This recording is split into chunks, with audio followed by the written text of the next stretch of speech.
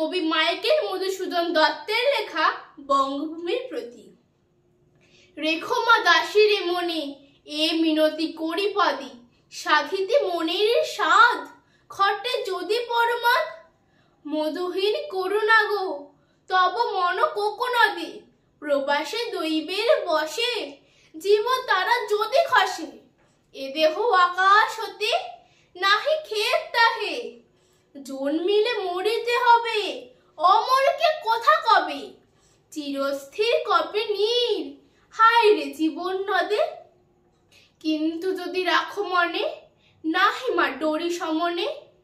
মক্ষিকাও গলে না গো পড়িলে অমৃত হ্রদে, সেই ধন্য নরকুলে লোকে চাহি নাহি ভুলে। মনের মন্দির সদা সেবে সর্বজন, কিন্তু কোন গুণ আছে যাচিব যে তব কাছে। হেন অমরতা আমি কহ গো শ্যামা জন্ম দে, তবে যদি দয়া করো ভুল দোষ গুণ ধরো। অমর করিয়া বর দেহদাসে শুভরাধে, ফুটি যেন স্মৃতি জলে মানুষ আমার যথা ফলে। মধুময় তামরস কি বসন্ত কি শরদে। নমস্কার।